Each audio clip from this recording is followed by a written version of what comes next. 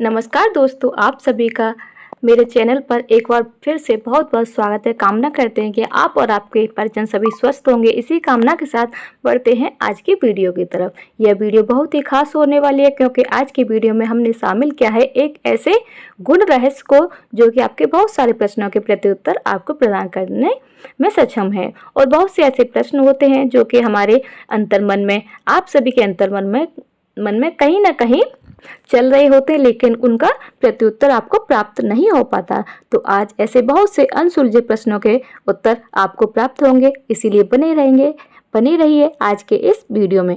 आइए शुरू करते हैं आज के इस दिव्य अध्याय को। तो देखिए फ्रेंड्स, हमारे नीम करोली बाबा यानी महाराज जी, जो भी आपके गुरु हैं जी, एक बात बहुत सही कहते हैं जो कि आज के इस कलयुग में भी उतनी ही कारगर है उतनी ही उपयुक्त है, जो कि हमारे बहुत से अनंत दर्शक के बहुत से अनंत प्रश्नों के भक्तों के प्रश्नों के प्रत्युत्तर स्वरूप है। महाराज जी कहती हैं कि इस सृष्टि में कोई भी कार्य बिना किसी कारण के नहीं होता है, अर्थात हर किसी कार्य के पीछे एक बहुत बड़ी योजना होती है।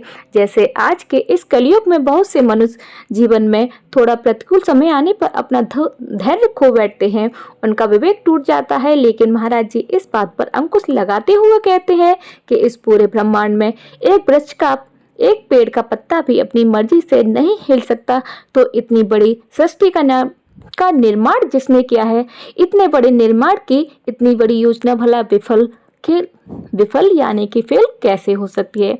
इसीलिए जब हमारे जीवन में प्रतिकूल समय आता है तो हम ईश्वर पर भी लांछन लगाने से बाज नहीं आते।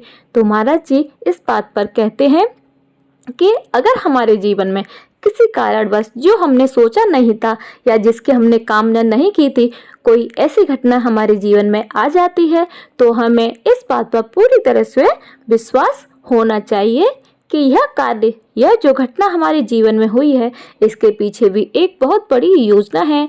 इसीलिए आज की इस वीडियो के माध्यम से हमारे सभी दर्शक को से यह कहना चाहूँगी कि जहाँ तक भी यह हमारी वीडियो पहुँच रही है, यदि आपके मन में भी ऐसे प्रश्न हैं तो बहुत सारे प्रश्न महाराज जी के इस उत्तर से आपको मिल जाएंगे। तो दोस्तों, अब बात आती है कि अब भला इस बात पर विश्वास कैसे किया जाना चाहिए और इस बात में कितनी सच्चाई है, और हमारे जीवन में हमें यह कैसे पता चलेगा कि हमारे जीवन में जो प्रतिकूल घटनाएं हुई हैं या जो प्रतिकूल समय आया है, इसके पीछे कौन सी बड़ी योजना कार्य कर रही है। तो बढ़ते हैं दूसरे अध्याय में। महाराज जी इस बात पर भी हमें पूरी तरह से स्वस्थ करते हैं कि यदि तूने मेरा सानिध्य अपनाया हुआ है, महाराज जी कहते हैं, यदि तू मेरा अनन्य भक्त है और मुझ पर विश्वास करता है, मेरी शिक्षाओं का अनुसरण करते हुए जीवन में आगे बढ़ रहा है, तो मेरा परम कर्तव्य बनता है कि मेरी योजनाओं पर तुझे परम विश्वास होना चाहिए। तो यह बात पूरी तरह से सत्य है, क्योंकि अगर हम हमारे धर्मशास्त्रों की ओर नजर डालकर उनके ज्ञान पर थोड़ा सा अगर कार्य करते हैं, तो हमें एक बात समझ में आने लगती है कि हमारे धर्म शास्त्रों में भी गुरु को परम स्थान प्राप्त है। और ऐसे भक्त भी, ऐसे शिष्य जो अपने गुरु की शिक्षाओं पर भरोसा नहीं करते, तो वह ठीक वैसे ही हैं जैसे कि सूर्य के प्रकाश को देखकर भी उसे झूठ बोलने वाली बात होगी कि उजियारा नहीं है, जीवन में अंधेरा है ही नहीं। यही बात महाराज जी कहते हैं कि तू अगर मेरा भक्त है तो मेरी योजनाओं पर, मेरी शिक्षाओं पर और तेरा जो मुझ पर विश्वास है, उस विश्वास पर भी तुझे विश्वास रखना चाहिए। दोस्तों, तो महाराज जी की यह बात पूरी तरह से सत्य है, और अगर आप इस बात को आजमाना चाहते हो तो एक बार विश्वास तो अवश्य करना होगा। और यदि आप विश्वास करने में अक्षम है यानी कि सक्षम नहीं है, आप किसी बात पर बिना प्रमाणित के विश्वास नहीं कर सकते, तो इसलिए इस बात का पूरी तरह से उत्तर यही बनता है कि जहाँ पर आध्यात्मिक की बात होती है, वहाँ पर हमेशा सदैव प्रमाण नहीं चलते, वहाँ पर तो विश्वास ही किया जा सकता है। इसीलिए पूर्णतः विश्वास यदि आप अपने गुरु पर करते हैं, चाहे आपके गुरु कोई भी हो, चाहे महाराज जी हो या अपना गुरु जिसको भी आप मानते हैं, आपको प्रतिकूल स्थिति में, प्रतिकूल समय में अपनी गुरु की शिक्षाओं के अनुसरण के साथ चलना चाहिए और उस समय गुरु का सानिध्य जितना अधिक हो सके उतना करना चाहिए।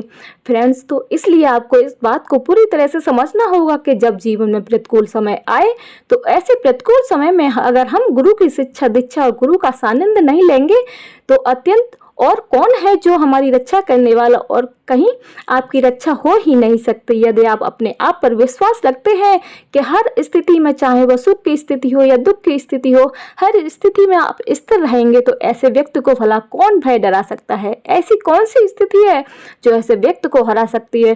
और यह सब कुछ भी, यह विश्वास भी, यह सुरक्षा का भाव भी गुरु के सानिध्य में जाने से ही मिलता है, क्योंकि गुरु के ज्ञान से ही जीवन का अंधकारमय जो समय है उसे दूर किया जा सकता है। और महाराज जी कहते हैं कि तू प्रामाणिकता पर इतना विश्वास करता है तो उसके लिए भी तुझे विश्वास ही करना पड़ेगा। विश्वास से बड़ा और कोई भाव नहीं हो सकता। अगर आप ऐसी प्रवृत्ति के भी व्यक्ति हैं कि विश्वास करने में आपको असफलता हासिल होती है, बार बार फल होते हैं, विफल होते हैं, शीघ्रता से विश्वास नहीं कर सकते, तो उसके लिए सबसे शांतमय जो उपाय महाराज जी ने बताया है, जो सबसे शांतमय शिक्षा आपको महाराज जी की कारगर होगी, वह यह है कि केवल गुरु के नाम का जीवन में अपने मन में स्मरण करें, तो गुरु की छवि का स्मरण करें। गुरु से हमेशा प्रार्थना करें कि हे महागुरु, मेरे जीवन में यह जो विपत्ति की स्थिति आई है, इस विपरीत स्थिति में भी मन स्थिर बना रहे, मेरे मन को व्याकुलता ना हो, किसी प्रकार की कोई हीन भावना ना हो। ऐसे समय में मेरी रक्षा करना। और प्रार्थनाएं आपके जीवन में बहुत कार्य करती हैं। जब आप प्रार्थना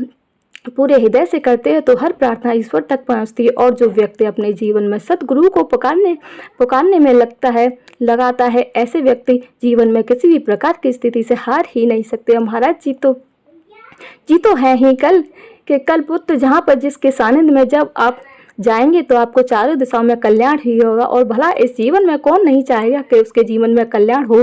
तो इसलिए महाराज की शिक्षाओं के साथ, अनुसरण के साथ जीवन में आगे बढ़ो। कहीं भी आप हार किसी भी स्थिति में नहीं हो सकते। यह महाराज जी का आशीर्वाद है, उनकी कृपा से ही सफल हो सकता है। तो यह था दोस्तों आज का अद्भुत क्रमांक। आशा करते हैं आपको यह वीडियो आपके लिए फलदायी हो। इसी कामना के साथ विदा लेने का भी समय आ गया, और विदा लेने से पूर्व समय है रोजाना की प्रार्थना का। यही प्रार्थना करना चाहूँगी।